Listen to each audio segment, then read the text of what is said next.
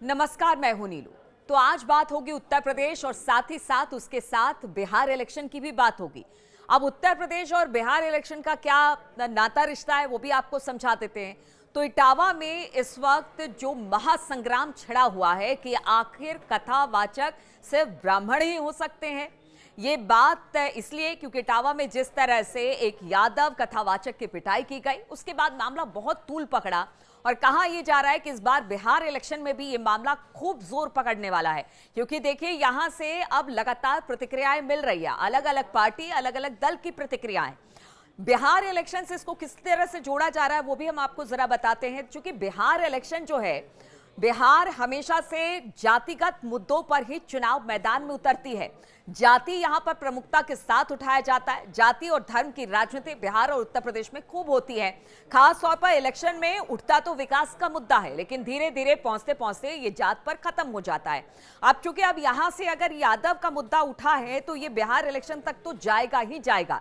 क्योंकि वहां की एक जो बड़ी पार्टी है, यानी कि आरजेडी जो है, वो यादवों की पार्टी उसे कहा जाता है। लालू प्रसाद यादव जो है उसके सुप्रीम लीडर हैं और उसके बाद तेजस्वी इस वक्त उसको लीड कर रहे हैं। अब देखिए, मुद्दा जाएगा तो सिर्फ यादव का मुद्दा नहीं रहेगा, बल्कि ये यादव, कुर्मी, ओबीसी, पिछड़ा, दलित, मुस्लिम, राजपूत, ब्राह्मण हर पर जाकर रुकेगा। अब ये मामला अगर बिहार इलेक्शन तक पहुंचता है तो हमने देखा कि किस तरह से तेजस्वी यादव ने पहले ही ऐलान कर दिया कि जो वक्फ संशोधन बिल लेकर आई है एनडीए और जिस तरह से उसको लेकर आया गया, उसका विरोध लगातार हो रहा है। उन्होंने कहा कि अगर बिहार में हमारी सरकार बनती है तो इस बिल को उठाकर कूड़े के डब्बे में फेंक दिया जाएगा।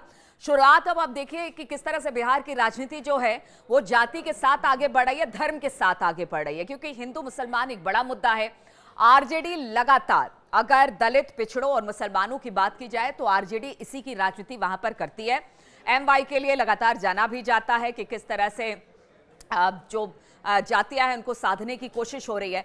दूसरी तरफ अगर बीजेपी की बात की जाए, राजपूत ब्राह्मण यानी सवर्ण जो हैं वो उसके पाले में है और लगातार उसको अब तक वोट भी देते आ रहे हैं। लेकिन हम आपको बता दें कि अब प्रशांत किशोर के आने के बाद ये समीकरण थोड़ा सा उलट पुलट हो गया है। इसलिए सवर्ण आयोग भी बना दिया गया। एक बड़े नेता है, उनके हत्याकांड जो 50 साल पुराना था उसको भी खोल दिया गया। यानी बीजेपी चाहती है कि उनके जो कोर वोटर्स है वो इंटैक्ट रहे और साथ ही साथ वो दलित, पिछड़ों की भी बात करती है। लेकिन क्या ऐसे में ये सब कुछ आसान होगा? क्योंकि देखिए, अगर आरजेडी की बात की जाए तो आरजेडी इस वक्त अगर दलित, पिछड़ों की राजनीति करती है, मुसलमानों का एक मुश्त वोट बैंक उसके पास है। लेकिन हालांकि देखिए, अभी छोटी छोटी पार्टियां बहुत सारी हैं, असुद्दीन ओवैसी भी आ गए हैं, कांग्रेस भी मुसलमानों को साधने की कोशिश कर रही है। तो मुकाबला जो है वो दिलचस्प होने वाला है। लेकिन जाति, पाति, धर्म, इन सबको लेकर ही आगे बढ़ा जा रहा है। अब प्रशांत किशोर की बात कर ली जाए। प्रशांत किशोर आते तो ब्राह्मण परिवार से हैं, लेकिन उन्होंने कोशिश की है कि राजपूतों को भी साधे। अभी पीछे 2024 में जब उपचुनाव 4 सीटों पर हुआ था तो प्रशांत किशोर का प्रदर्शन बहुत अच्छा नहीं रहा था, लेकिन उन्होंने बीजेपी के कोर वोटर्स के वोट बैंक में सेंधमारी जरूर की थी। कहा यह जाता है कि जो सवर्णों का वोट था वो जरूर वहां पर प्रशांत किशोर को मिला था। और अब तो दावे और बड़े बड़े हो रहे हैं, क्योंकि अब धीरे धीरे प्रशांत किशोर और मचते चले जा रहे हैं इस खेल में। अब देखना होगा कि बीजेपी क्या अपने कोर वोटर्स को बचा पाती है। क्या उत्तर प्रदेश का जो इटावा का मुद्दा था, जो कि धीरे धीरे अब बिहार शिफ्ट हो रहा है, क्या उस मुद्दे पर भी खूब राजनीति आने वाले चुनाव में देखने को बिहार में मिलेगी? और साथ ही साथ प्रशांत किशोर, आरजेडी या फिर बीजेपी, ये सब किस तरह से जातियों को साधने में कामयाब रहते हैं? और ओवैसी तो एक तड़का है ही जो कि मुस्लिम वोटों को अपनी तरफ खींचने की कोशिश कर रहे हैं। अब ऐसे में आप समझिए कि बिहार का चुनाव कितना दिलचस्प हो गया। शुरुआत तो हमेशा विकास से होती है, लेकिन रुकती कहां पर है? तो राजनीति रुकती है जाति और धर्म पर।